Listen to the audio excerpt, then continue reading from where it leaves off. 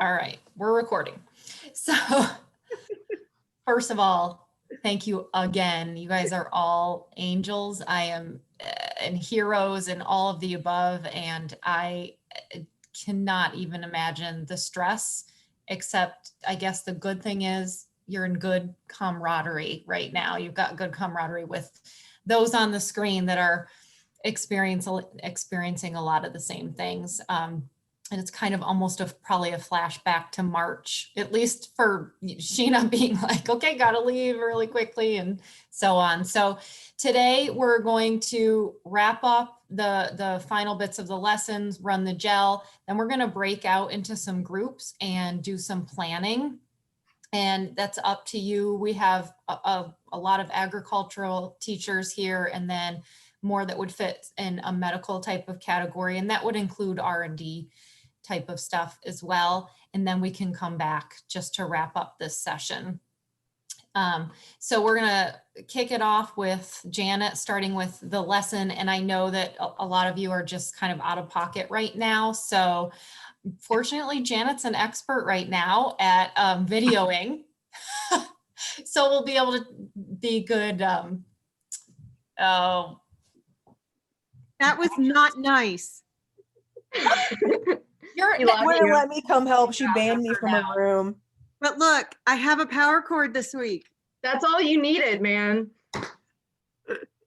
spectators. That's the word that was not coming to mind. Yeah. And I literally, Dr. Cantrell, Brittany was like, oh, I'll come over to your room. I was like, I love you. Don't come. It's like, I'm well out of the quarantine period, I swear. And she was like, absolutely not. No.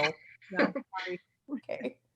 All right. So today we have really just a couple slides to go through.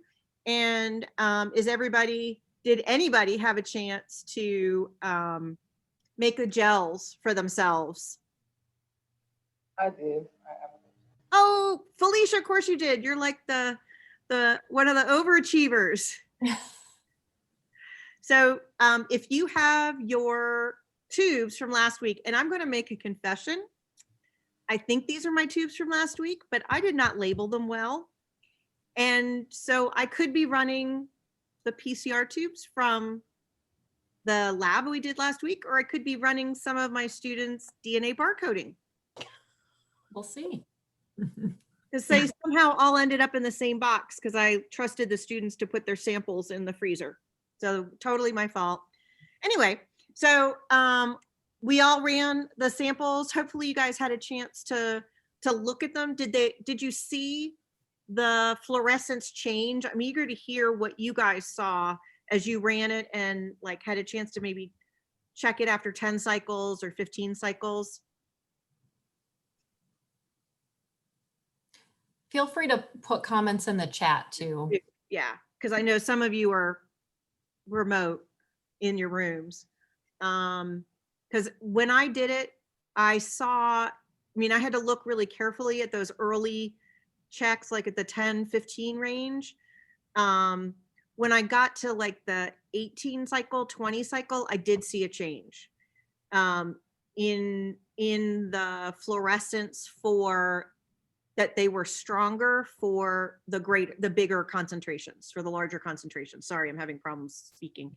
So I do think that concentration, having those starting concentrations be very different would be beneficial for the students to be able to actually see the effects of what they're doing.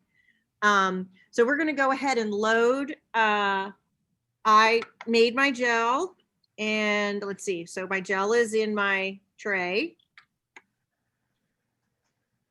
Did anybody need help with the directions for your tabs? Did anybody lose the directions for your agarose tabs? Janet, do you have a camera on your workstation today? I do not, but I will tip it so that you can kind of see it. Okay. So here's my gel tray and I just pulled the combs out. So I'm going to pull the tray without dropping it on the floor, which I have done. So I have my gel. I did a 2% gel and I just used the whole tab, which probably you all did too. So I have my tray with my gel and I've got my PCR box. I'm going to line it up. So the two ridges and the single ridge along the side, trying to do that without dropping, are lined up. And then I'm going to pour my 1X TBE over the top.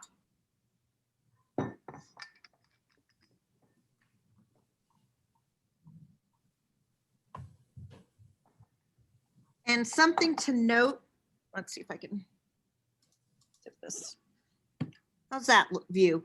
So something to note when you do it is sometimes if your gel, if you don't pour enough water of the buffer in, your gel forms sort of little ridges so that literally the ridges around your wells are sticking up just a little bit above the line of the buffer. You want to make sure that your buffer completely covers the gel, or else the electricity doesn't flow, conduct properly, and you'll get uneven results in your gel. So just make sure that your buffer is completely covering. And sometimes too, it's a little bit over what looks like the designated fill line, and that freaks people out, but it's okay. Yeah.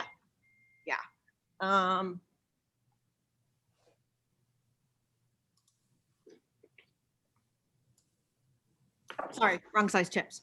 So we're going to go ahead and run 10 microliters.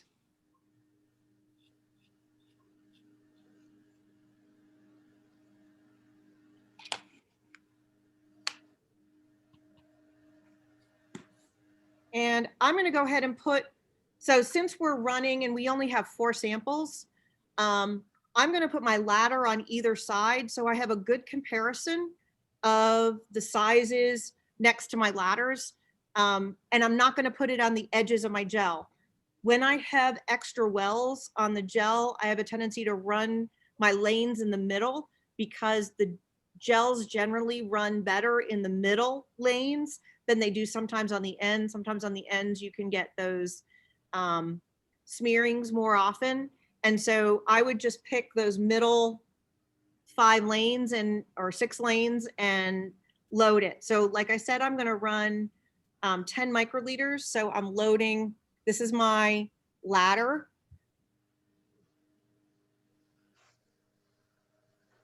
And Janet, Emily told us during the food safety lab that it's like basically they just need about 6 microliters of the ladder to be able to see it. Okay. Which, yeah, I know they had tiny amounts. So it's basically whatever you can get out of the tube at this point. Yeah.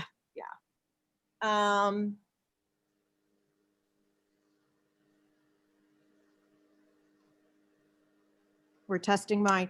And something that if you're concerned, if for this lab, you actually, if you wanted to save tips, if you were in a situation where you really needed to conserve your tips, you can just rinse your tips out. I'll show you. I'm missing my favorite camera person. But what I'm doing with my tip, I'm trying to see if you can see, is I'm putting my tip in my buffer in the well area, and I'm just pipetting up and down a couple times to sort of rinse it out. And then I'll go ahead and go into my samples. If I was using the DNA from my samples for anything else, I would never do that. But we're only using these samples to run on a gel. And if you rinse well enough by pipetting, up and down slowly in the buffer, you're really not going to get a cross-contamination that's going to show up. And that way you can conserve on tips, because tips do get expensive.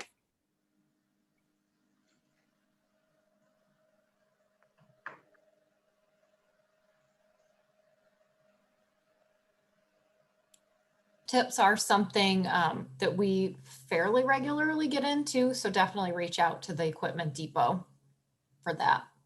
So I'm going ahead and loading my 4 samples.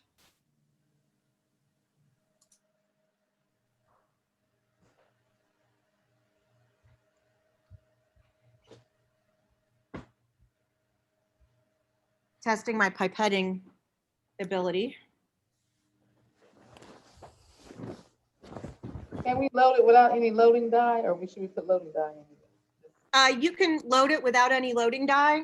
All the loading die does is give you that visual cue of how far it's run and also help weigh it down so it doesn't, so it makes it sink to the bottom of the well. I'm not using the loading die because with these small amounts, I don't think it's needed. With Janet, while you're, sorry. Sure. And with students, I always use the loading die because you never know where they're actually pipetting. They're piercing the gels or whatever. And also with the loading die, you actually get to see the migration down the gel. For us, the ladder has the bands that we'll be able to see under visual light, like just regular light. And so we don't need the loading die to be able to see that. Go I ahead. found, especially if you have inexperienced kids, guys, like if you're doing this with especially your essentials kids in the very beginning, having the loading die gives them something, because if not, they have no idea of their pipetting abilities when they can't see it, and then they go through the whole process, run their gel, and then end up with nothing. Whereas if you use the loading dies, at least until they feel comfortable and proficient, it gives them a better qualitative visual of what they're doing. And if you don't want to spend the money on DNA in the beginning, if you guys are interested, that's not something, Megan, I don't think in the stuff that I put in the folders, I don't think I load this, but I have a good little recipe, good little lab for like a crime scene evaluation that just uses food dye that I weight.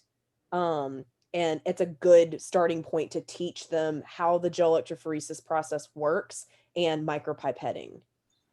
I don't know if that was in there, but Ma'am? I don't know if it was in there. I don't feel like I'm happy to get that together for you guys. Just give me a couple of days as I try Yeah. to like re-enter my life.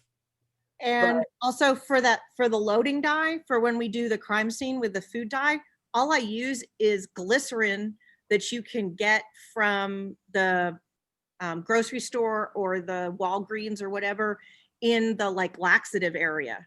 Mhm. So that's usually like 30%, or so, I don't remember if it's 30% or 70% glycerol. I just add it 1 part to 5, and that's in the ingredients that Dr. Cantrell or the recipe. And That just gives it a nice weight. works too. What? Sorry. I said in a pinch, sucrose also works. Yeah. So I'm going to go ahead and turn on mine and get it going. Oops. Yay. And so we'll let it run for 20, 25 minutes and we can check on it and see how far it's migrating. So I can see Felicia's still working. I'm sure others are still working. I'm trying to find how I can see everybody. There we go. Laura looks like she definitely is. Yeah. I see Sheena's ceiling, I think. Hey girl, hey. Laura, you doing all right? I loved your antlers. Yes, they're Are fun. they antlers or candy canes?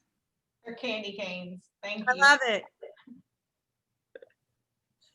How long do you let the gel sit before you can move it over?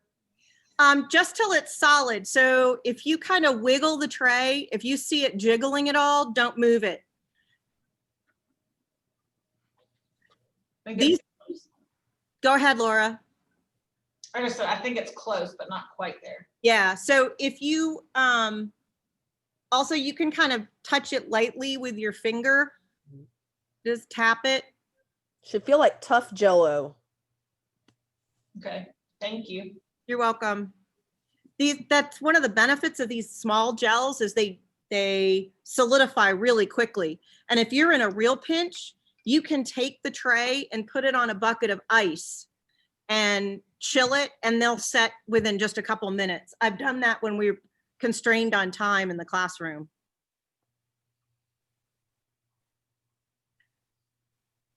And then if I'm taking up too much of your time and you move forward, that's fine. But I have this other little clear plastic piece. I have the one in there. Does this one go on top of it before I put the? I can't see what you're holding up. So I have just the base and then I put the clear in there. Yes, There's another clear piece. Does that go in there? Is it the comb that makes the little holes? No, it's,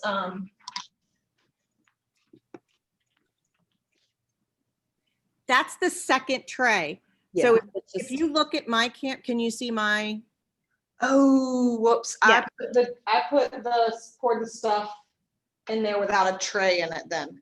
You think I can still get it out? you can try. Smack it on the desk really good, Yeah, and then kind of, or it's, maybe cut around it with like a knife or something. so when it solidifies, I've got some little extra here. When it solidifies, and this is a 2% gel, so it's a lot thicker. You should be able to sort of maybe pry your finger or a scapula or something underneath it to kind of pry it up. once honestly, it's a set. plastic spoon will get you everywhere and you won't Yeah. risk damaging the apparatus. Okay, I'll grab one. Thank you. Yep. Um, And then, hey, Laura, and she's out. I was just going to say, if you have Q-tips too, a lot of times you can do that into the squares to get any remaining gel out of the corners. And it doesn't matter if a corner breaks off, because all you care about are the lanes, where the wells are, and then down where the gel will run. So I'm going to turn my lights off just to make sure mine's running.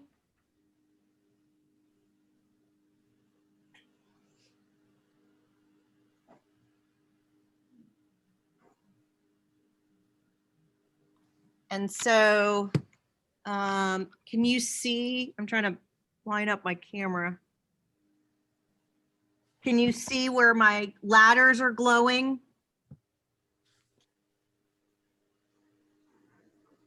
Not sure if you can or not.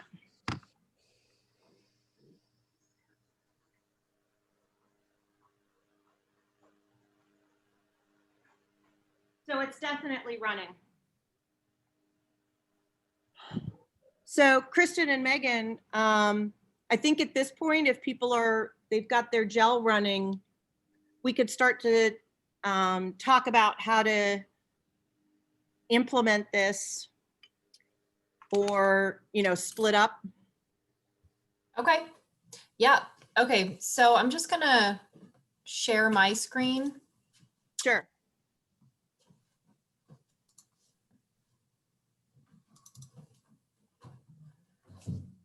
All right. Are you seeing this one? Yep. Mouse moving. Okay. So this is the action plan that is in the shared folder in the Google folder that you guys have been sent. And basically just helps walk through which lab you're going to choose and getting it organized in your head. So as I mentioned at the beginning of the call, we're going to split up today into those who teach agriculture classes and those who teach more of your traditional biotech or science classes. Maybe I know we have a chemistry teacher in here. So that'll determine your cohort. And basically that just means it's a group that you'll be able to lean on for support that's teaching something similar that you are. So you'll identify whatever lab that you've chosen from this training that you'd like to implement. So if it's the food safety lab, the name is food safety. If you're not sure of what the lab name is, you can just reach out or you can check in your binder. And then the timeline, approximately when do you plan to implement this? And so of course things are changing, and we've had changes in the last hour in some of our classrooms. So it's just your best guess of when this is going to happen in this next semester. And if it needs to be adjusted, that's okay. Your prep time required. So just again, getting your thoughts together for what amount of time you'll need to prepare this, because some of these labs you'll need to do a significant amount of setup before your students arrive. Yeah. You And don't also, have help too, especially if you're trying to run like a gel electrophoresis lab and you don't want a ton of kids in every lab group. Like it's quite labor intensive to get all of that together. So, plan accordingly. and then same with the number of class periods you might need to run through this. So thinking about the equipment and supplies that are necessary, this is where your binder is going to come in pretty handy again, and where it's you've got all of the lab materials listed out and equipment that you're going to need. Are there any barriers you foresee? For example, if you need to heat something up, do you have a microwave? Do you have a water bath? If not, what can you do to accommodate that? And those would be your solutions. And then, of course, the Bioed Institute and the Equipment Depot is here for in order to help you and get any equipment that you need. So that's where you'll get to list it here. Megan keeps track of that, and she will attempt to get you everything that you need for your lab. You are welcome to coordinate with somebody else in your cohort, or if you're at the same school, to work on that together. And then I'm just going to skip this for now. So probably some of you teach more than one section of a course. So if you're teaching 2 AP bios, you would want to write 1 and 2, and then how many students are in each of those, so that we can then, we'll talk through this and make sure we think you have all the equipment that you need as well. And then finally, for your structured report, which is basically just going through and answering some reflective questions on this whole experience, and including how it went with your class. Would you like Megan or I to come in and join your class and watch, which was an absolute choice last year, but not so much at this time, or just video at least your demonstration and ideally some of the kids working as well. So if you're planning to implement this more toward April, then observation could be an option. Otherwise, it probably would be best to choose video at this point, just because of COVID. And if you're doing some virtual options too, then of course video would be it. Any questions on that?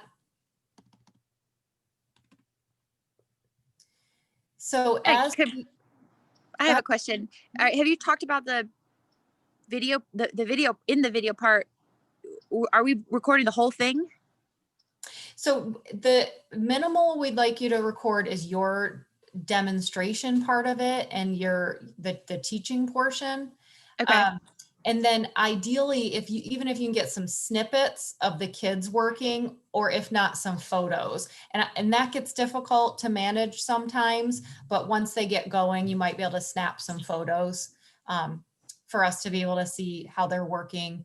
Sometimes in some of the pathways, there are other classes that might get in on this, on kind of the video or the media portion of it, and work on it as a project for them, and really turn it into, you know, an edited video and all of that. But it's fine to just use your camera and at least get your teaching portion.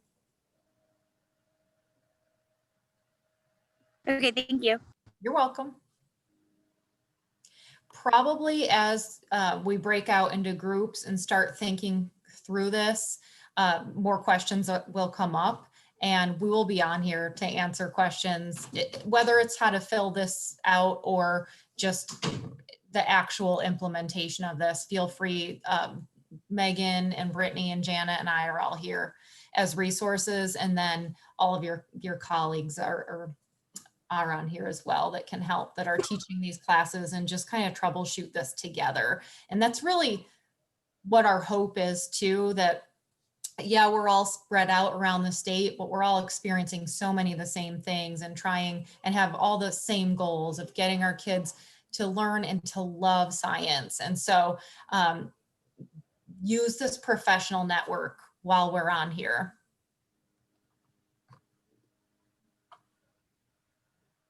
So I will stop sharing, and this again is in that Google link.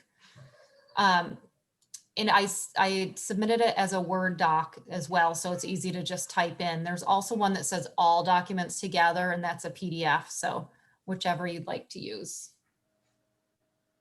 So the next we'll at least do probably a half hour of just working on this implementation, and we'll all be on here. So if you don't mind just leaving your computer on or your phone on, whatever you're using, so that people are here for question and answer period. And then we'll gather back and do some check-ins.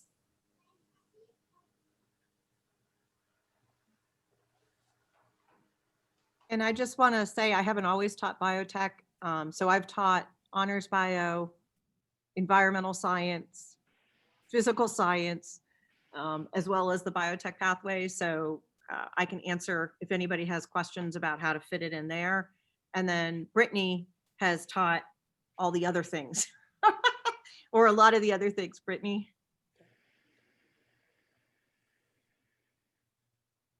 Yeah, can you guys hear me? Yeah. Same thing. I've taught honors biology for 15 years, but also AP biology. And while I've never formally taught biotech, there's a huge component in honors bio and AP bio, and I've worked with Janet for years and years. So, Tara, you said you had a question about physical science. I know you said you don't have. Do you want to type it in there? I know your microphone isn't working.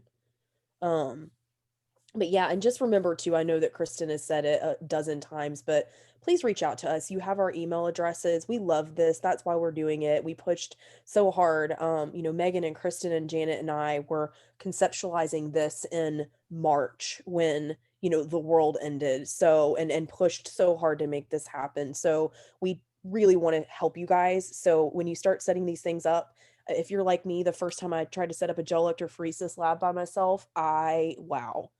And I used a TBA to make gels and a TBE buffer and wasted hours of prep time. And thank God I caught it before, I had kids doing labs, but by the skin of my teeth. So, I mean, any mistake that has ever been done, I have done. I am happy to say I have. And Janet and I have, shared war stories. So, please troubleshoot us.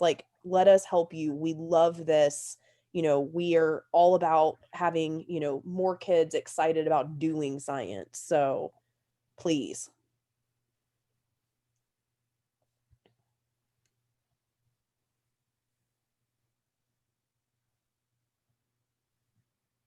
I think it might actually make sense to talk about, if you'll just mention the classes you teach in the chat, or the courses that you teach, and that way everybody can contact each other too with a direct message if you'd like.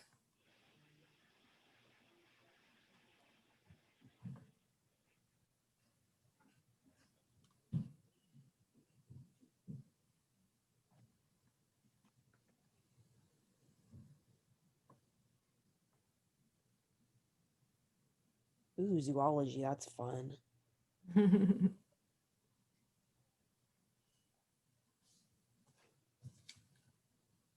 Ooh, plant science. It's gonna be my next life. There's a really cool sector of seismic that it focuses on biomimicry. So I don't know if you guys have checked that out or not. I just came across it. It's the Center for Biologically Inspired Design. That was my PI at Georgia Tech. Oh my gosh. I worked in a bio-inspired design research lab. So It looks awesome.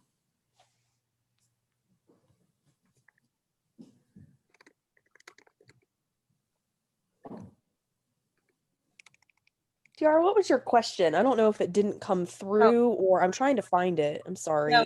She did it to me privately. Oh, okay. Just kidding. It was about fitting gel electrophoresis into physical science, and would it fit with energy? And so I'm answering it.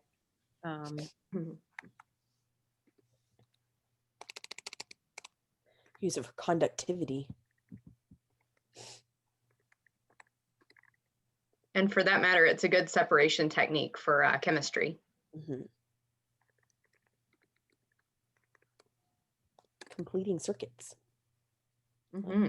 Let's nerd out. It'll be fun. They could get into the resistance and everything. I could spell.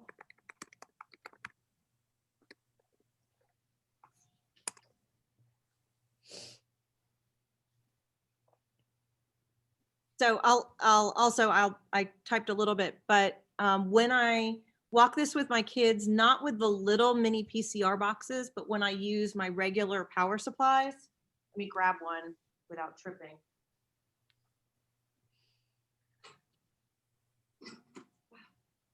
So the regular power supplies have voltage, amperage, and time. And so we always have a great discussion of, voltage being is the difference between the diving board and the water level. And so the higher the volts, the more energy you're going to hit when you get to that final side, which I equate to heating the gel up. So if you run it at too high a temperature, you end up melting your agar or slightly melting it, which means you end up with smeared bands. And then amperage is the current, which the amperage is for us, I never change the amperage, but the amperage is a good indication if your buffer is a good buffer. So when you reuse buffer, and I do use reuse buffer for running the gels, eventually the salt concentration can increase as some of the water evaporates. And so your amperage will go up. And then also sometimes people think what they've made from like 20x to 1x buffer. They might have taken a jar of 1x buffer and done it to 0.2x. And so the way to tell that is really quickly looking at that amperage. And then the time, of course, you're setting how long the time is. And there are, like, if you really want to get into, I wouldn't with physical science, but there's actually like algorithmic calculus to figure out how far the bands should go in a certain percentage of gel. I personally have never had to do that math, which I'm very grateful for, but that is out there.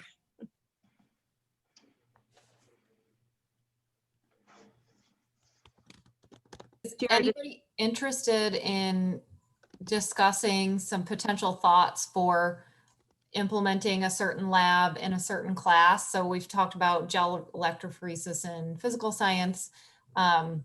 I know one of our participants is going to be doing the food safety lab in her biotech 2 class. Is anybody kind of playing around with an idea and you want to talk about it?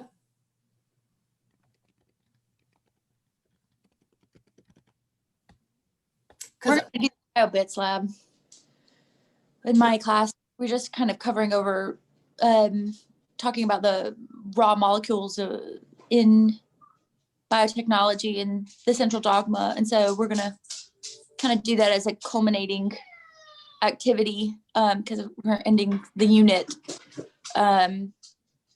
So we've kind of already talked about protein folding and all of this stuff and the steps involved, but I figured it would be fun to show them the,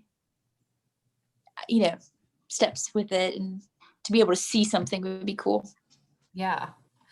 So how did you, what were some of the lessons that you did or teaching techniques or learning techniques that you implemented throughout that unit?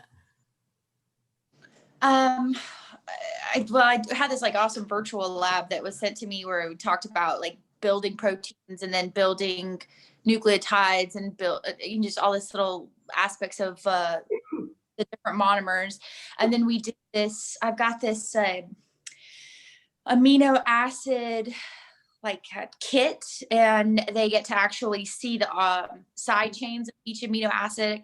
We talk about hydrophilic, hydrophobic, and how proteins will superfold in on each other. So we spent some time playing with the actual creation of proteins. And then we went to the CN3D, that website where you can actually see proteins and you can move them around and talk about the alpha helixes and stuff. And so because it was virtual and their computers don't have the capacity to actually run that software, because yay, I ended up just showing it from my computer.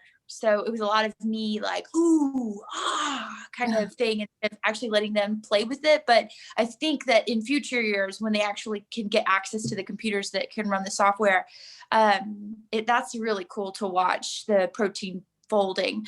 And so instead of having them do a, poster or something about the central dogma of biology and kind of wrapping all that up. I thought it was cool that we'll actually get to go through transcription and translation and talk about why it turned green, why it turned red. And then I don't know what else I did. That's all I can think of right now. It was a short unit. It wasn't really long. Thanks for There's sharing. a lot of this they got from biology. Hey Sheena, too, this is just like a totally, I love anything that's not super expensive because science is so expensive. I had this really great protein modeling kit that I kept loaning out to Science Olympiad, and like pieces of it kept losing itself. And I ended up going on Amazon and buying floral wire, which had like a coating on the outside that was squishy with a wire on the inside. Worked so well for protein modeling to show those alpha helices and beta pleats, and was like $5 instead of, I think I paid like $150 for that protein modeling kit, and it was Yeah. basically the same thing. Right. I like those, like the, what do they call them? Tubers or whatever those like pink are, those little wire stuff. Mhm. I took that BioKits website, or like the generic thing that they gave us, Mhm. and I actually made them make a protein and tell me each of the connections, like why did this amino acid bond with this amino acid, and then create that alpha helix shape. Like, so they mine was a little bit different from that initial BioKit, but Mhm. I thought that was a great little thing, those little tubers. So I'll think of that next time, because I'm already missing, for some reason, I don't know, cysteine, it just disappears. Well, and you're way more likely to be able to get a class set of something and have people work in pairs if anybody's ever allowed to work together again. When stuff is not $150 a set, because that was just not, when the school was opening up, we had no budget, and Yeah. we had to find ways to supplement. Yeah, I did the beads. Like, I've done protein folding with beads. I don't know if you guys ever done that. And they put it on there, and they thought it was funny because I had like all like rhino beads, and because I'm a zoologist, so I had rhino beads and like elephant beads, and I have them based out by animals. But I just don't think that was like beneficial as using the tubers, and using the little modules from that biomodel kit. Those kits that have, like, you can see like the sulfur atom and the carbon hydrogen chains, and the rings. And I think that is what, because a lot of them aren't strong in chemistry, Right. especially in essentials, and they're taking chemistry at the same time.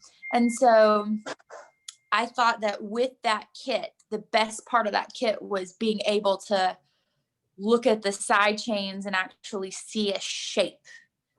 Yeah. So not a representation by a bead. No, I think that's, yeah. So if you can come up with a cheap way to make those shapes. Thumbtacks and pipe cleaners do a pretty decent job. It takes a little bit of like hot glue and patience putting it together, but yeah, you can make something. If you'll look at what Janet's holding up there, you can end up making your own side chain pieces. And again, it's a little bit time consuming, but once you've got it, you've got it. And it's also like those kits right there from 3D Molecular are ridiculously expensive. And if they have a discount plan with any school system, I don't know what it is. We don't have one in Forsyth. Just pulling it out to show people what the little side chains look like. I too am missing some of my amino acids after using this with students. But they are helpful because, but you could do these if you had a crafty artsy student who was looking for extra credit, they could probably do this with beads on. You can do like the shrinky dink things. Yeah. Like, the ones where you iron it or you bake it and it's the little, you know what I'm talking about? Yeah. I'm glad that like that means something to people. It means something to elementary girls. The melty beads. Although Levi, I feel like you nodded yes too. But you could, iron those and then just connect a pipe cleaner to the end of it. Or even just like a small one of the little binder clippies.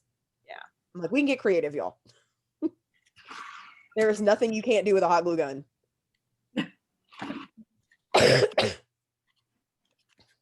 Cure COVID? smarty.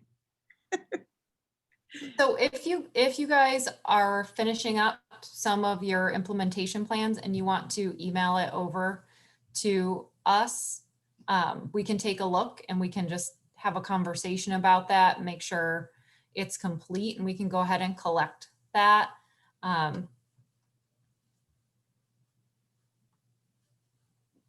Where do we have the link to that at? I'm trying to get to it. It's in the Google, I'll just send out the whole link again to you guys on email if that helps, then it'll be right at the top of your inbox. So that would be awesome. I'm on my personal computer, so it's not, I don't have everything. But if I have a link, I It's can, like, I'm just doing the best I can here. Can you access your school email or do you need it sent to your personal email? no, I can access everything, but it's like I can't find it. Like Okay. it's very deep in my emails. I don't know about I'm getting like 100 a day. I'll resend. It is not a problem. I keep saying that I'm gonna clean out my inbox, and that task gets pushed from one week to the next because it's terrifying. Yeah. And I literally just want to delete it all and be like, Well, I don't know what group I was in or what Zoom I was listening to, but somebody was like, over the break, they deleted all of their emails over Thanksgiving break and said that if you really needed me, email me Monday when I get back to work. And so I did exactly that. And you know what? Nothing exploded. that gives me like really severe anxiety. I just went, Hey, I respect you. It's awesome.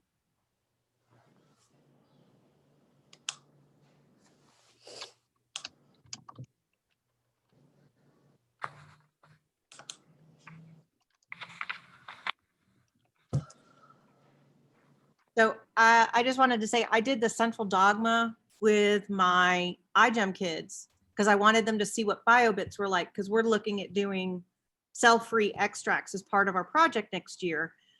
So I wanted them to see how easy it was to go from this dehydrated enzyme mixture to then seeing RNA and DNA working. They Oh, loved they nerded out. They loved it. These are these kids too, like, are gonna save the world. And they're like, ooh, pretty colors. Yeah. So that central dogma really, I was surprised because I thought they'd be like, oh, this is stupid. Why am I doing this?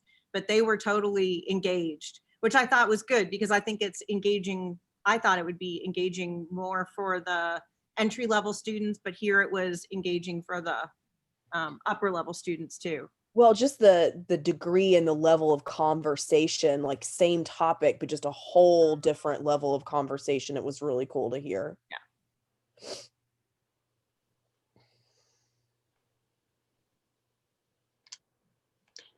Is anybody interested in sharing if you're gonna implement this in an ag class? Levi just looked down. He doesn't want to answer. I was like, I'm just over here trying to survive the semester. No, I'm trying to figure out why my name's on here twice. Oh, it is. Double special. So is Kayla's. Mm-hmm. Oh, wow.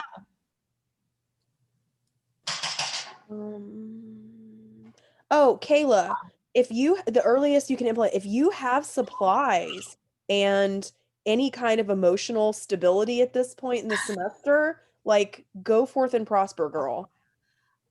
And reach out to us with whatever you need. What are you thinking, Kayla, to implement? I don't know if she might have to type it.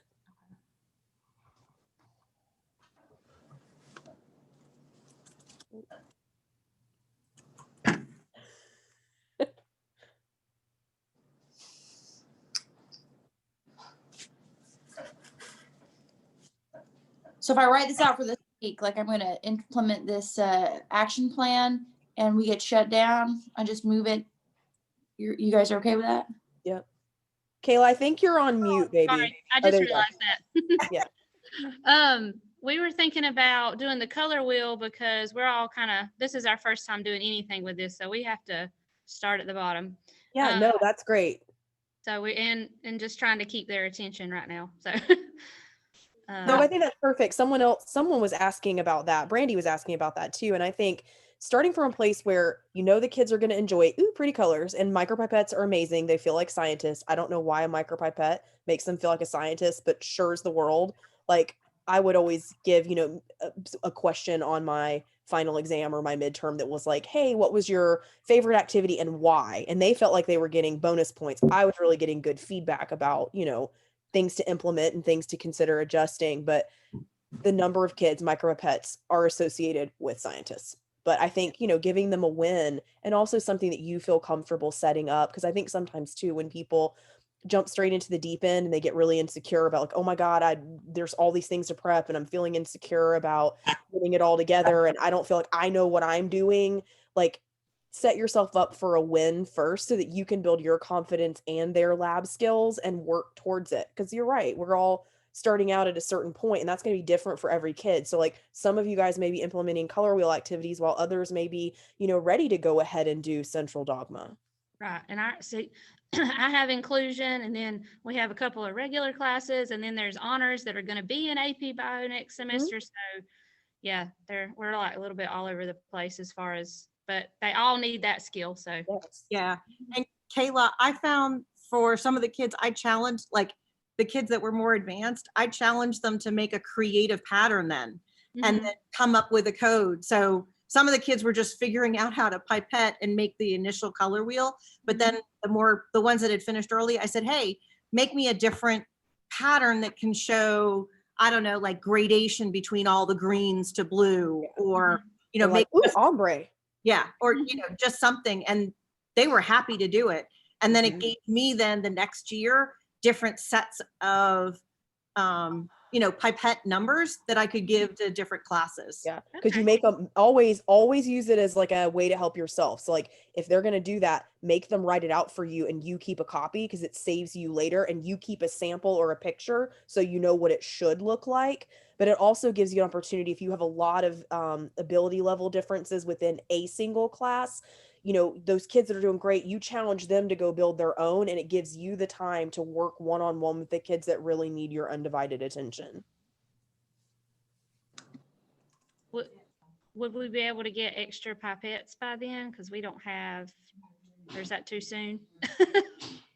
We can absolutely loan some pipettes for your class. Okay. Sounds good. In the sections part where you have like implementing this lab in what courses, do you want me to include my virtual students like they're still there? That's a good question. So I guess they will still be impacted. I'm thinking out loud. So we like those numbers, but what we're trying to think of too here is how much equipment you'll need. So your virtual kids would not be getting the equipment because we can't ship all that to their homes. So would you mind doing a number and then parentheses, like an I for in-person and another number for digital? That might be a good solution for that. Okay. I mean, you've already delivered the things that I needed. Okay, so I'm teaching 2 sections, this lab, 25 students total in the class each. And then they're dropping like flies. So like, I'm guessing I might have 20 in person. Yeah, out of 50 total. And that's fine since we already sent you your stuff. You don't need to differentiate between. Okay. And I'm digital. Levi, did you have any questions? I really don't know where we're at because generally, y'all, we get together as a group, us ag teachers. That's who Levi Carr2 is. I just found out. Few of us that get together. Matter of fact, I think it's like 4 or 5 of us. But anyways, I'm new to teaching, y'all. This is my first year. Okay. Hey. God, buddy, bless you. So we're trying to learn different things that we can implement for like our agri-science fair projects that we do. And even furthermore, how we implement it into like our plant science programs and our basic ag programs as far as our food safety lessons and stuff. I've heard that mentioned quite a good bit, and that's exactly what road we were thinking of. But we generally work together on this. Our school just closed down completely. So like us teachers are working virtually and stuff, so we're not even allowed to get together. So we're all kind of working remotely.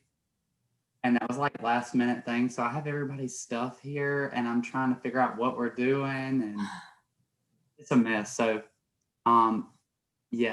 If there is anything that y'all can kind of catch me up on that I may have missed earlier because I was late getting on here, be nice. But I guess I'll holler at some of them and see if they can help get me back on track too to where I need to be.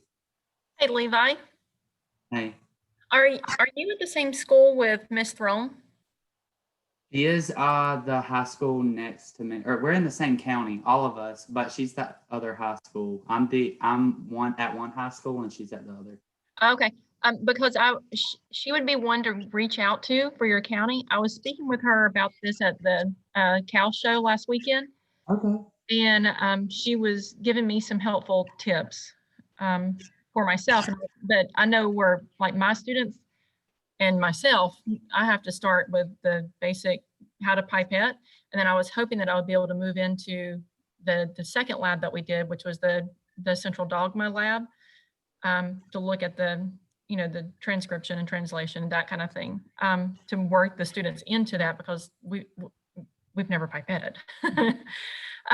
But she had some really good ideas about extracting DNA from some plants in Horton Plant Science and utilizing that. So she would be one to reach out to. And she actually offered to help me once I got past the basics of pipetting. So I just a recommendation to reach out to her. Yeah, so we work together. Actually, we plan horticulture and plant science together, pretty much because we have to be on the same curriculum. Yeah. But anyways, so she's generally come into my classroom. That's what everybody does. They all come to my classroom and we work on this together.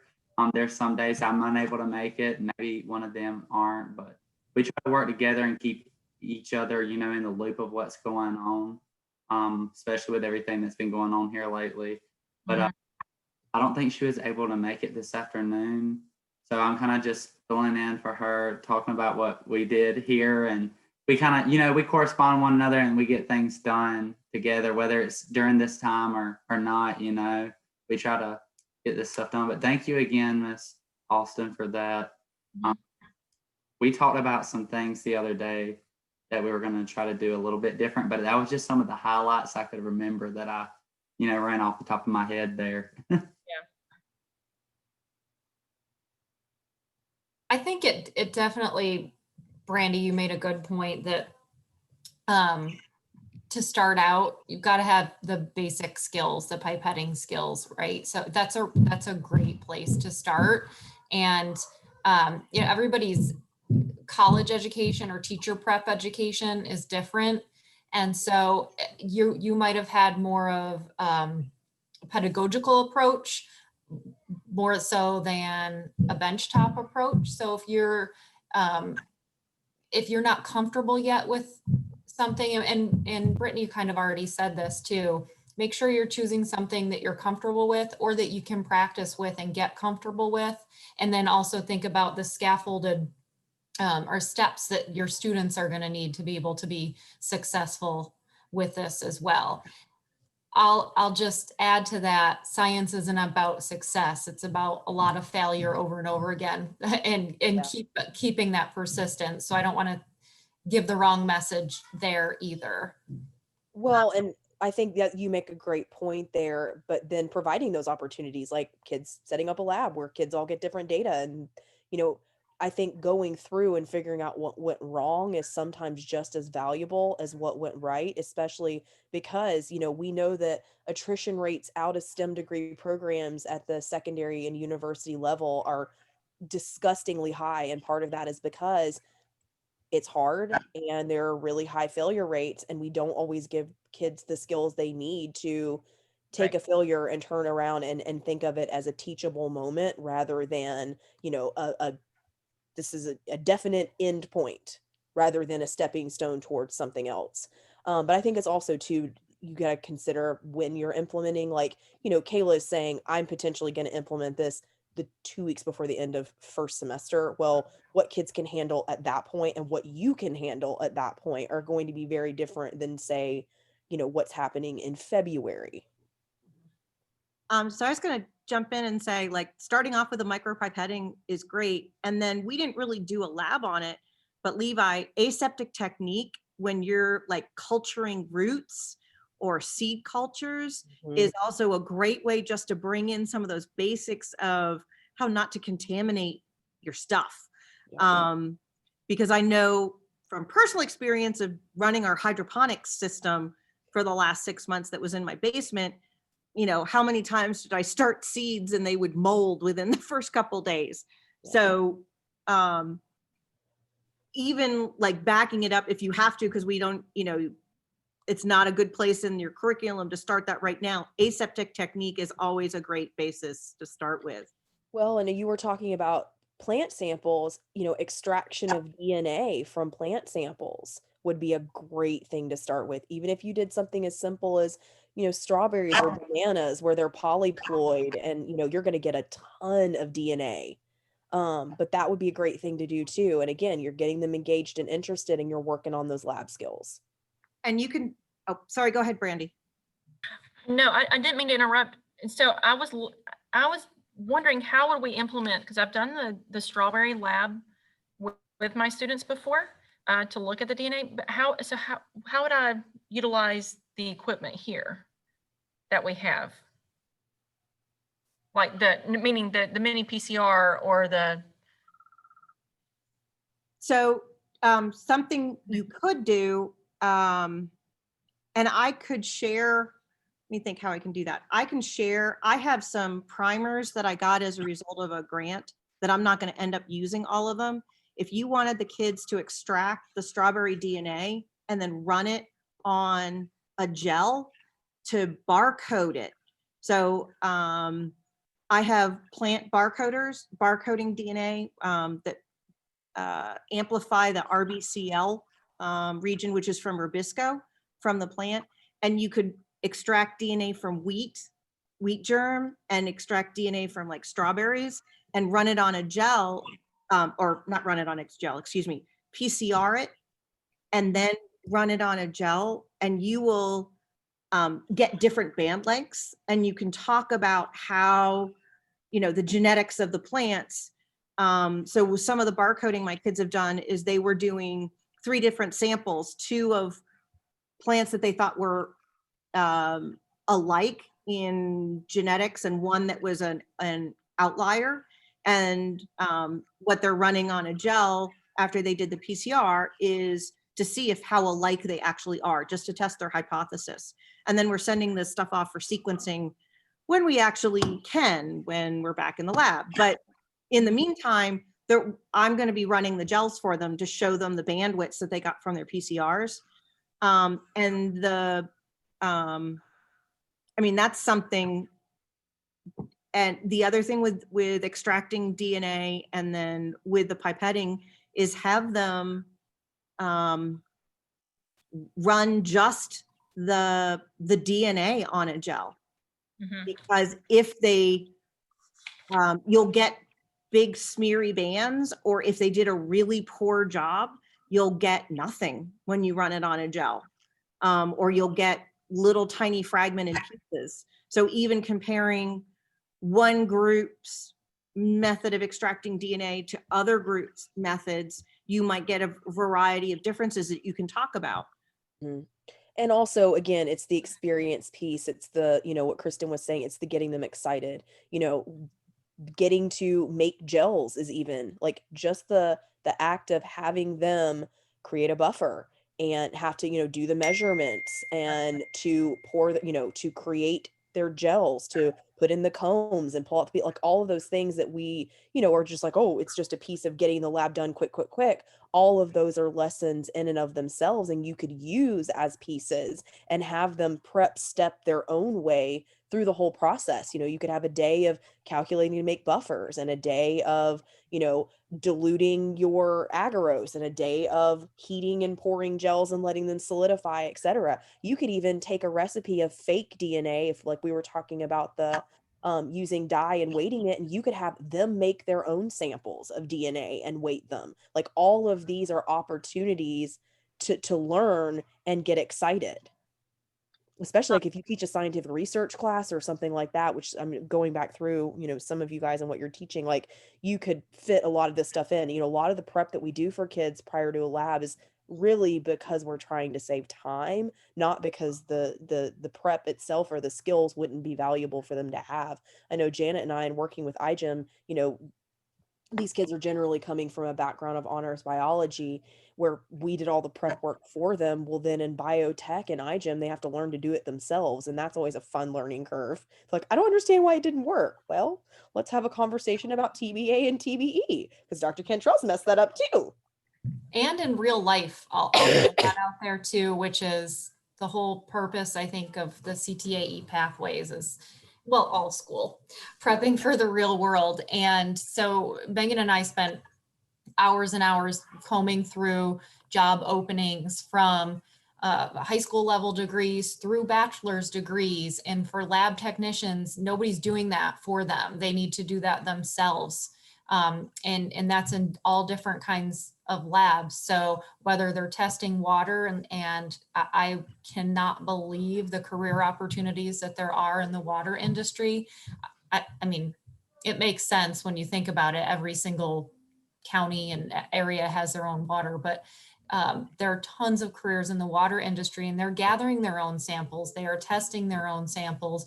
They're measuring, they're running all of the entire labs themselves. Nobody's mixing up and measuring for them. So those are fantastic skills to really get down and practice.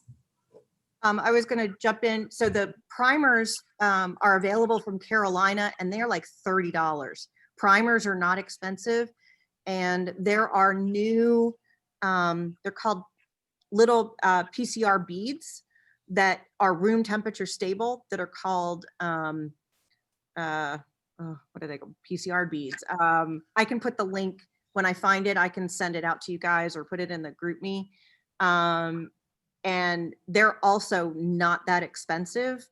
So if you wanted to do, like I see the suggestion of doing GMOs, I have done that lab that's available from, I think, Edvotech and Biorad, but you can buy on Carolina, they offer the primers for $30. Mm-hmm. So you can do it a lot cheaper than the kits.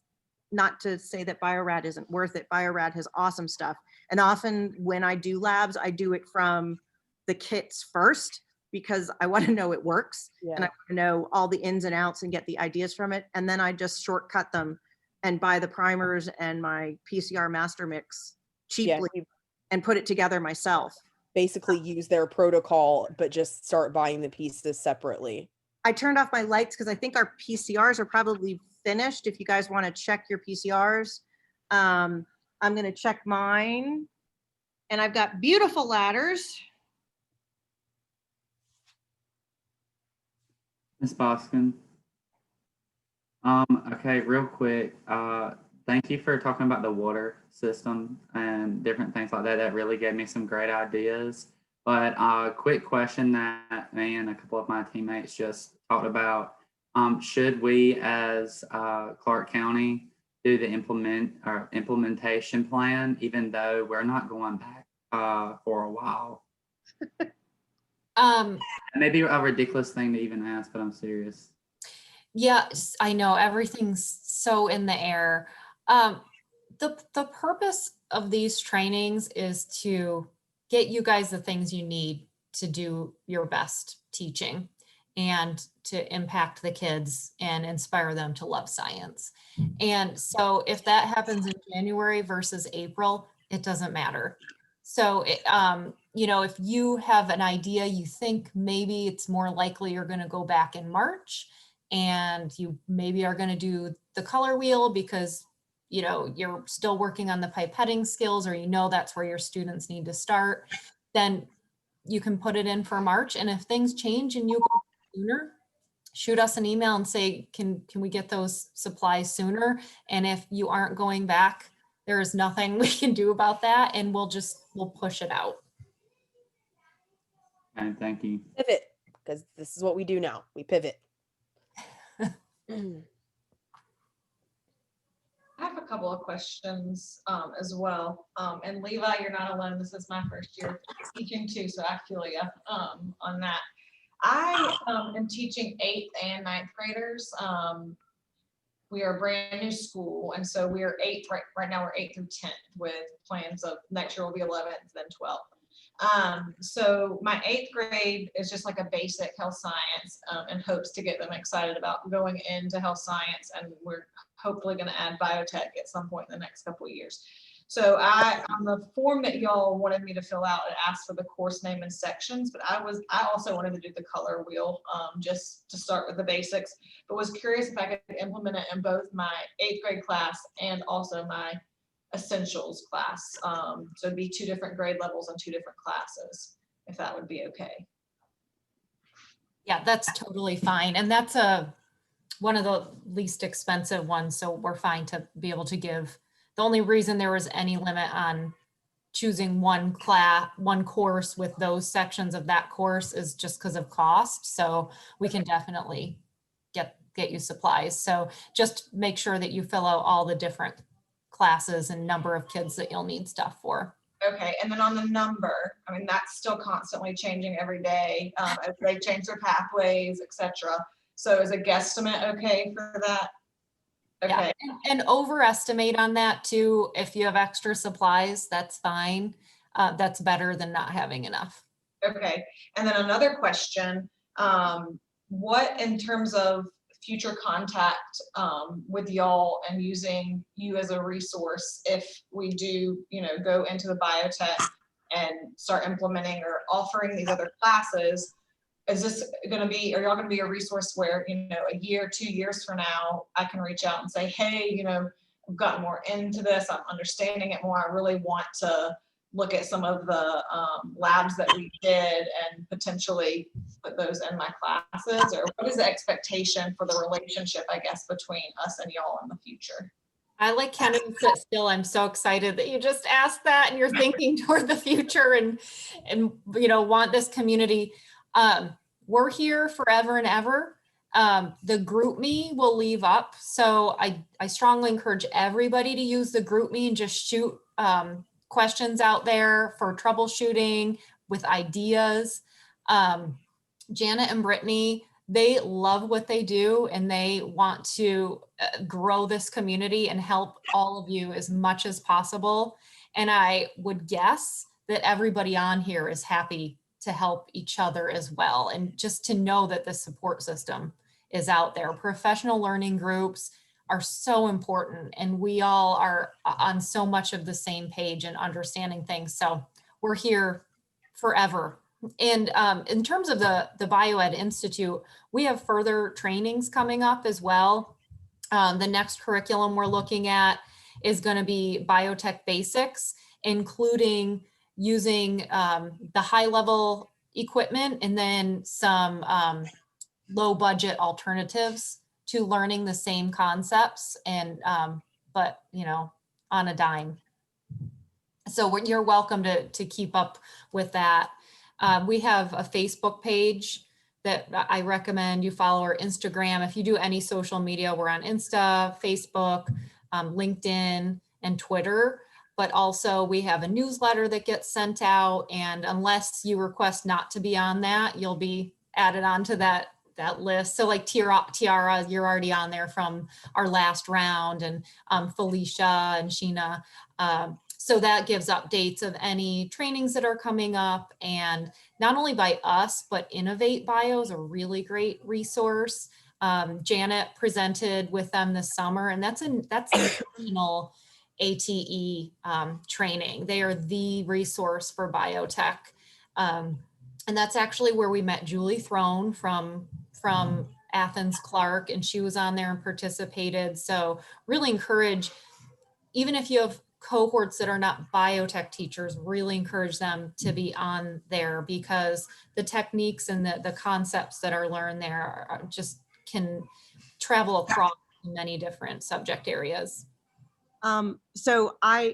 Since I'm in a healthcare pathway, I'm required to be in GACD, the CTAE organizations. And so I am presenting again at GACD this winter for HISTIA, which is the Health Science Teacher Education Association, something like that. And I'm going to do a shortened version of this going viral. I'm just going to demo and talk about the kits. So if you've already been through it, I don't think you have to go through it again, unless you want to see my lovely face. And I'd love your support, but please feel free to tell any of your other healthcare people that are in biotech or trying to think about implementing biotech that's there. I want to say that I've been working for 8 years on trying to get more biotech training from the state level through HOSA and through the healthcare organizations. And we're finally starting to see some movement on that. In the early days, there was some biotech training and then it kind of went away for a few years. But I am totally passionate. I'm going to retire in a few years, but please feel free to reach out to me. I'm happy to help in any way I can. If it means, meeting you halfway somewhere and sharing reagents that I might have extras of, I'm totally all in on this, because I think it's the only way our world's going to get better if we got to teach this stuff. We need scientifically literate people.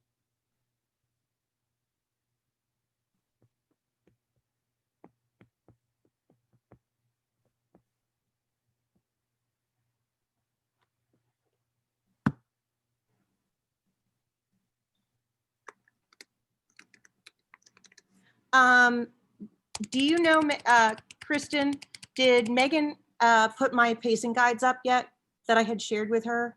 I don't know. I'll have to check. Hold on just a sec.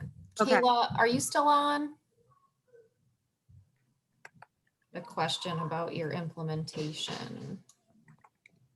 I think she did, Janet, because I texted the same thing and asked if all the resources that I posted, if she had given access yet. So Janet and I have loaded a ton of resources for you guys too. Feel free to, make copies, modify, edit, delete, whatever you'd like to do. But we thought that would at least be helpful to get you guys started. You may have great things already. You may be looking to revamp, or you may be a first year teacher who needs stuff, but just, note templates, sets of notes, lab protocols, things like that we thought might be helpful, that are loosely organized into the thematic topics we've covered.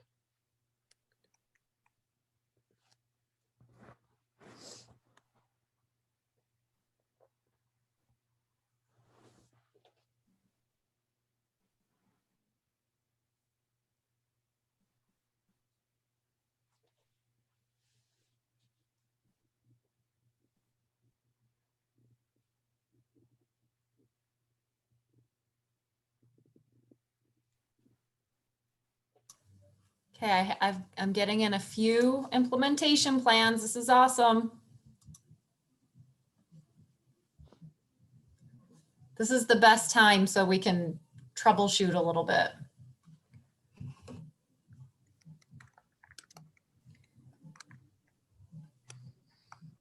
So I'm just putting in the group chat, I just posted my applications of biotech pacing guide. That was amended for this weird year. And then I'm going to post the essentials one as well, the link to it. So it's just a direct, in case you're wondering. Let's see.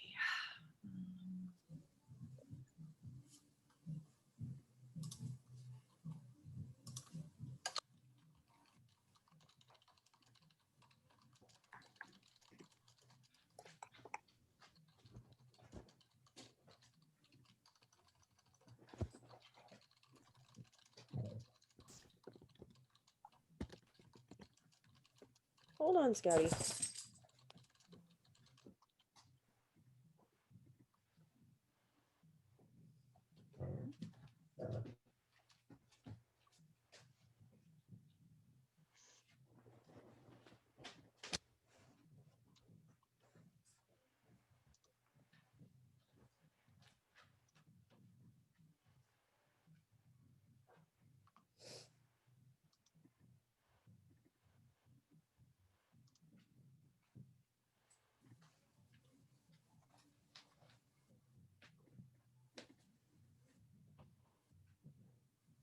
So a few people have decided to do the micropipette wheel, which is awesome. If anyone's interested in sharing, what unit are you adding that into, or what are you going to make that a part of, or is it going to be a standalone activity?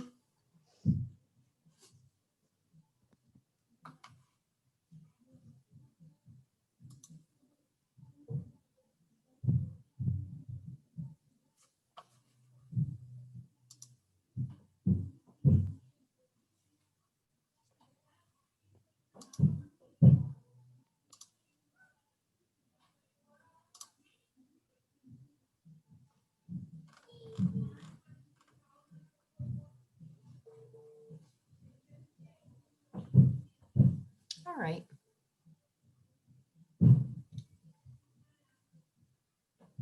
Felicia, what are you thinking about? What lab are you thinking about?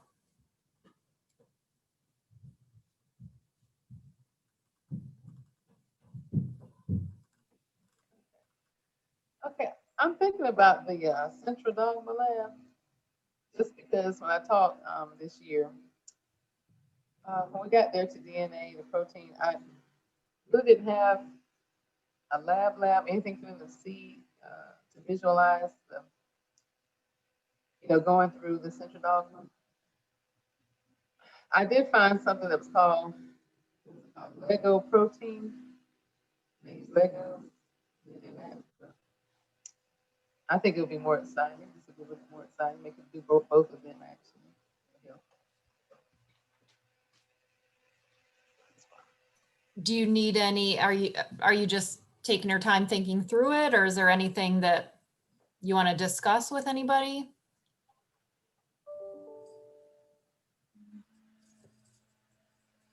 I was trying to just see like where I was going to put it. And I think it's the best place. It's my DNA chapter. That's why.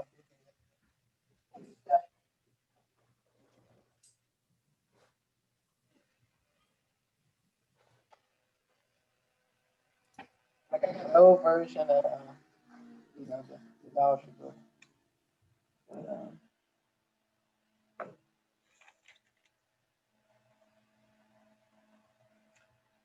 I think the introduction to studying DNA would probably be the best. Yeah, that's when we first talk about it and go into it in more detail. I know we mentioned it again later too, but it might be a good spot. Okay.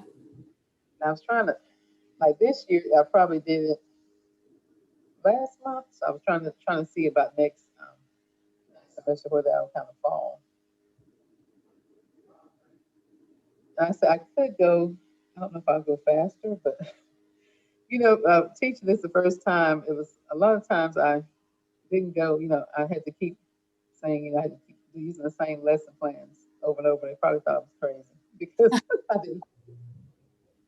Year 2 is a little better. I didn't finish because I had to go to use the same lesson plans next week, but part of them. But,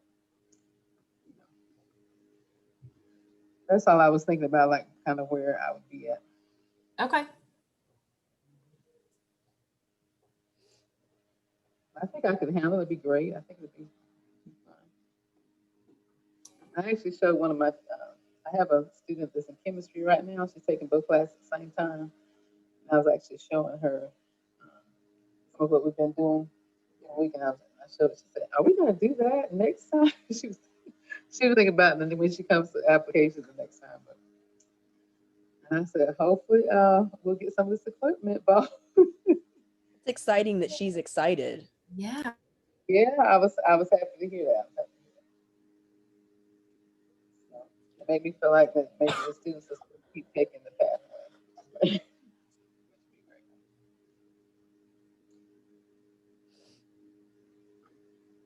Randy, I saw you're going to start with the strawberry DNA. I find wheat germ also works really well, and you don't get the pink coloration that you can get sometimes with the strawberry DNA.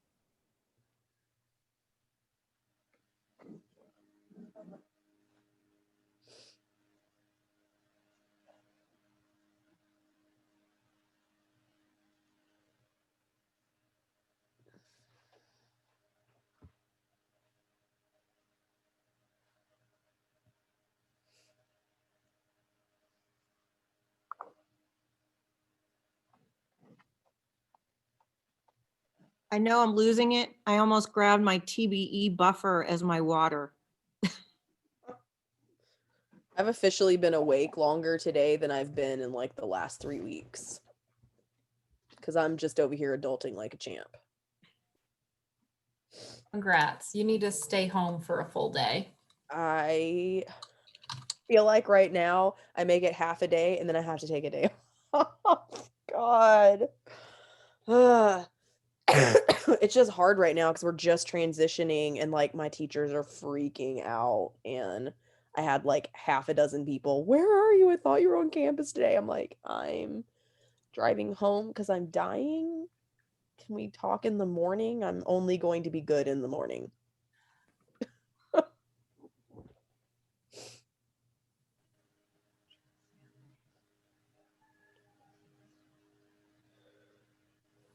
Tiara, I don't know if you're, I know you'd have to type back. Do you have some students in person? Got it. Okay.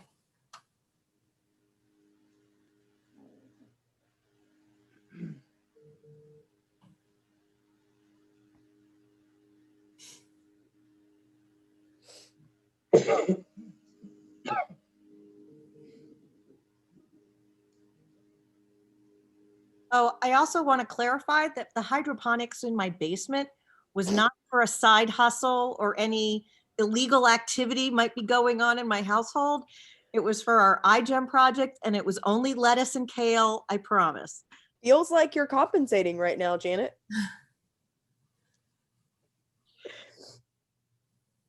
It was good lettuce.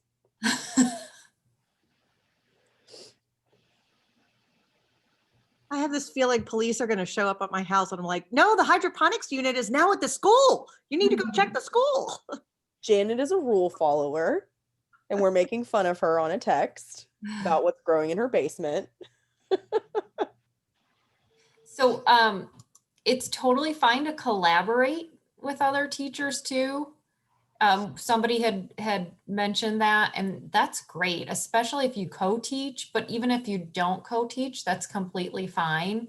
So, you know, Levi, being your first year, for example, if there's another teacher or even a coach that wants to come in, or Julie is willing to come in and do this with you in your class or be there to support you, that is absolutely a possibility as well. Tiara, do you have 7 students who are in class and the rest are at home and you're trying to do this synchronously? You have our love and support. Yeah. Let us know what you need. We will try to help you. Yeah, and I'm also available to sit in on classes via Zoom. So happy to do that. Yeah, I find that like when I do labs with the kids, I am in the back with the kids actually in the lab. And then the other ones, if I can't find a virtual simulation or something similar, then I just have them tag in and watch. And what's great for the kids in the lab is that they're talking to them, but then the kids at home, they're just sitting there. And so I've made them the scribes, like they have to write everything. But it's just, I never see them. Like I will never look at the computer screen while we're doing a lab, because I can't manage both. So that's what's hard. I was visiting a school, a biotech classroom last week, and they had a computer set up at each table in their Zoom breakout rooms. And the kids were doing a really good job within their lab group, those who were live, communicating and demonstrating and helping out the people that were digital. Yeah, my favorite part is observations, because I find that that's such a skill that they just, I don't know why they won't explain even using the simplest terms, like just tell me what color it is. Like they want to give you like an observation that's like next level. And this Zoom, the good thing about it is when they're describing it, they're like, they have to minimalize it for the kids online who can't see the DNA being separated in a tube. And so I heard such good words today and description.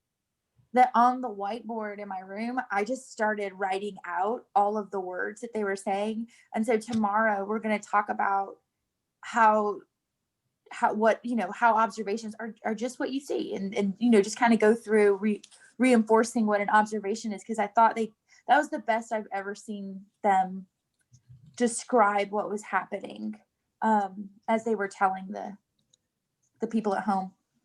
What a great silver lining. Yeah. No.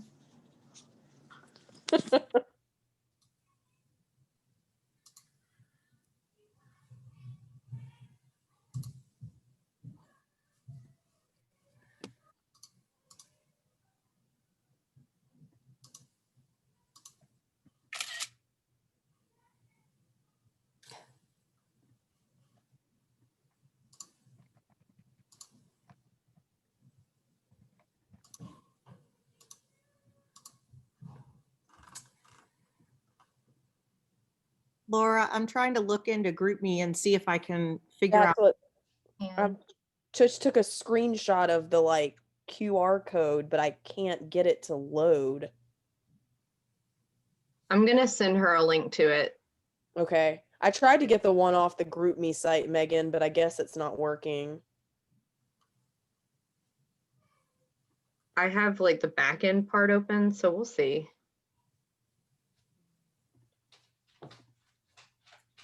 So I'll just share one more part, and then I'm happy to stay on and answer any questions and troubleshoot. And you guys are welcome to stay on too until 6:15. But also, this is after this next section, it's your official dismissal if you're ready to do that. So part of the purpose of this that we mentioned earlier is the long-term purpose, and to create a community of learners that's ongoing.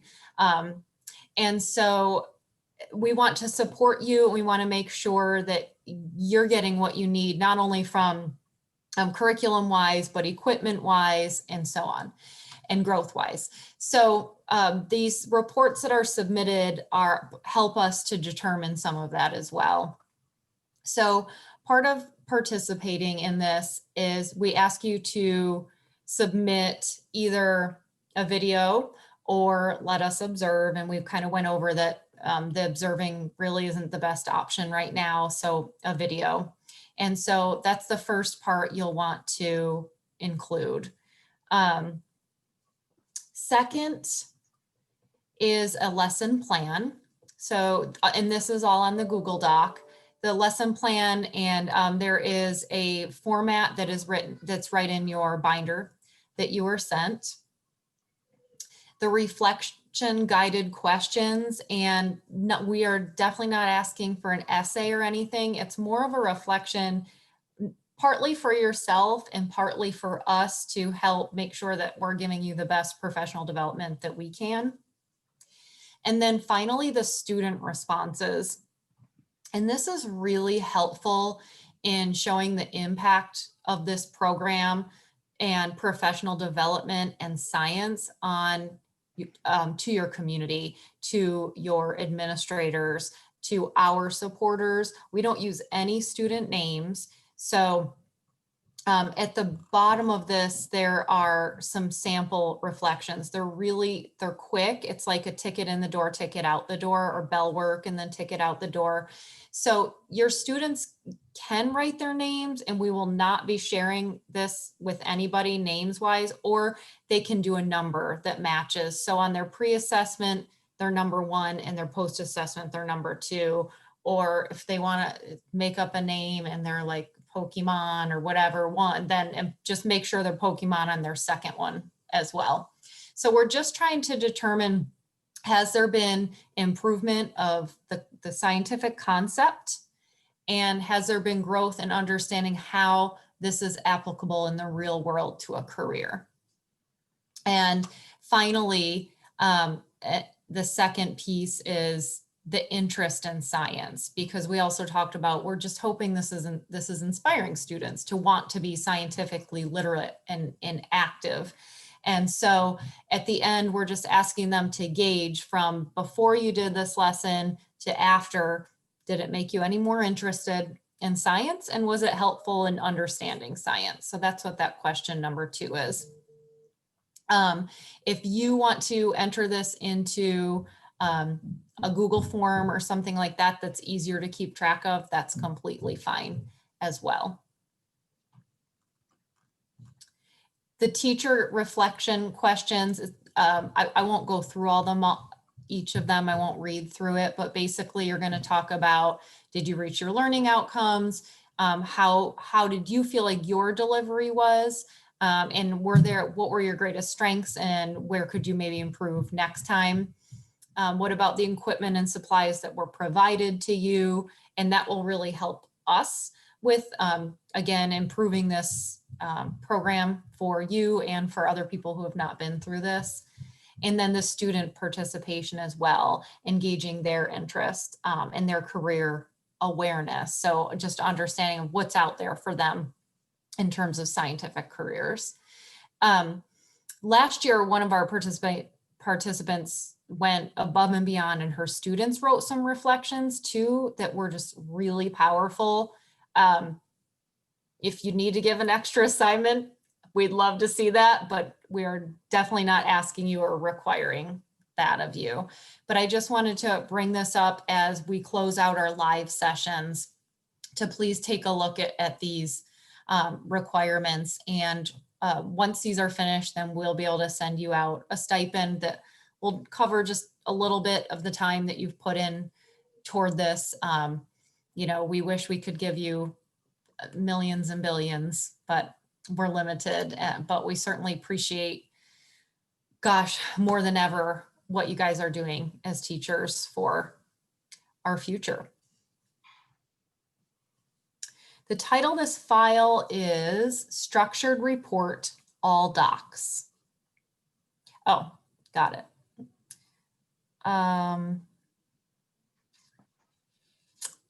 Were you guys able to troubleshoot the GroupMe?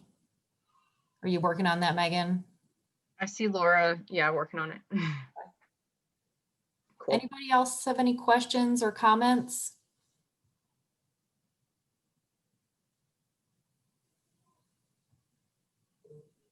Thank you guys so much. I really do appreciate you putting this together because there's a lot of things as somebody who's new to teaching biotechnology, that the pathway, like somebody mentioned earlier, there's a lot of times where I get really overwhelmed with just the amount of information, and these labs, having you walk me through it like I'm a student, it's great. It really puts it all easy for me to understand the science behind it, and then a great way to give it to my kids. So I really do appreciate that. Thanks, Sheena. That's nice to hear because I am pretty self-critical and I kept thinking, what the heck are they getting from me, like bumbling through with all the horrible camera work. So thank you, Sheena. Yeah, you're awesome. You know that. I appreciate you a billion times over from the very first time I met you. I think you're just a fantastic teacher, and I wish I had you when I was in school. Oh, that's wonderful. Well, thank you guys. We'll be sending out a little survey similar to that question number 2 for the kids about how kind of if you have what you've gained, what you thought what you're expecting from this. And that'll just be an online form that, again, we won't ask you to take too much time, but certainly appreciate what you can give us for your input so that we can continue to do this as well and make it the best possible. And thank you so much to Janet and Brittany for your teaching. Janet, I was not making fun of you. I really was impressed with your camera setup. And Brittany rallying through, but this has been great. And I think today might have been my favorite day, to be totally honest, with all the sharing that's happened. And Megan, thanks so much. And Megan's support is amazing, and she will continue to support you guys. She is our subject matter expert and our equipment depot manager. So she'll be getting you your supplies out, and she can answer anything because she's one of the smartest people I've ever met. So we're in good hands. But yeah, y'all feel free to email me, like Sheena, if you want help with anything, just feel free to reach out because I just hang out at my computer all day. So happy to help. And again, Yeah. if you guys just want to troubleshoot ideas, like Janet and I are giant nerds. We truly enjoy this. You know, if you're looking for a DIY or a less expensive, or we both put our emails in here just for ease of access. Again, I know it's in a bunch of places, but if you're like me, you're probably buried in emails and all the other things. But again, we like to talk about this stuff. We're happy to help. We have all kinds of ideas. We have failed in every way possible, so we can try to help you not. But yeah, just this has been so much fun. I know it's been a little bit crazy. Thank you for bearing with us. We had, you know, a whole like face-to-face workshop planned and lost our minds. And it was, you know, hopefully in the future one day we'll all meet face-to-face and make that happen. But I'm glad that, and thank you, Kristen and Megan, for being so instrumental in putting a version of this together so that we hopefully can get our Georgia science students more interested in science and increase scientific literacy so that we can, you know, make some necessary changes. All right, guys, happy holidays. Thank you so much for hanging with us. I'm gonna go take a lot of Motrin and go to bed. Have a nice deep cough off camera. Yeah. Pretty much. Been holding that one in for a while. And by the way, Brittany, you are a nerd. I, on the other hand, am totally cool. That's how we're gonna play this. All right, ma'am. Okay.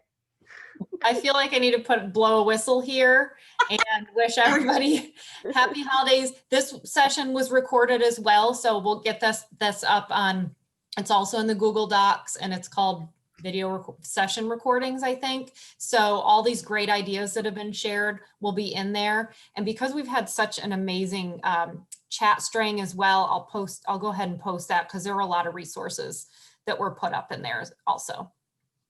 When you shared that Google Drive, it's okay. So in mine, all I see is going viral 2020. It's in there. Yeah, and I linked to all the other files that Janet and Brittany have been referencing in the schedule document. So like if you go to the schedule, the date is hyperlinked to the recording, and then there's like a whole section of like resources. And so then there are folders listed in the resources section. Girl, you're fancy. I was like, well, I had to do it that way because of the way I set up the permissions. Like I couldn't share other folders with you. So I was like, look, this is what we're doing. Well, thank you. Yeah. So let me know if you can't find something. I'm happy to find it for you. All right. Class dismissed. Bye. Bye-bye. Happy holidays. Stay healthy and happy and safe. Yes, stay safe. I'll stay safe too.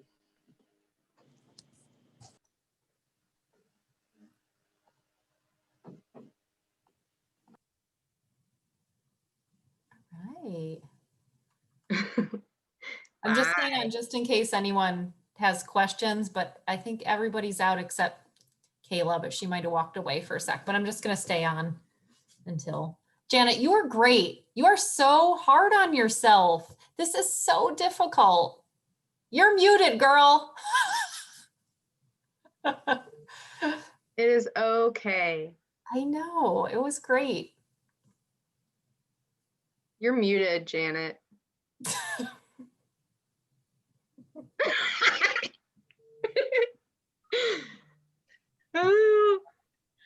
Thank you guys for like really believing and like helping me communicate this.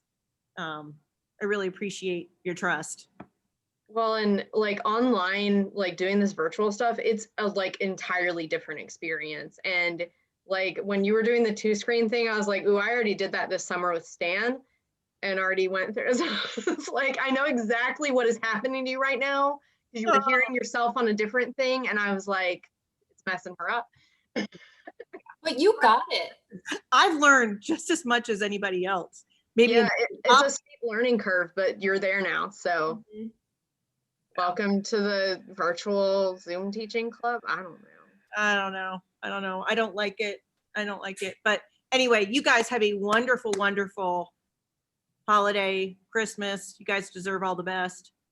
Levi 1 is back. Levi 1 is back. Yeah. So I had a quick question. I had this huge box of materials that y'all sent us. Mhm. Yeah. I packed up everything from my classroom. I had it all laid out, so pretty for all of us to use. I had to send some of this stuff back. Yes. So the thermal cycler, like all the blue gel and the thermal cycler, all that stuff needs to come back. I think you had a packing list. I'll find the paper version of it, but it says what you need to send back. Okay, because some of that stuff, I think I have everything, but if it is trapped inside my school, I will not be able to get it until like sometime in February. That's okay. Yeah, we'll Seriously? figure it out. You guys are out until February? As of right now, we are not allowed back in the school building until January the 19th, but there is speculations that will be pushed back further than that.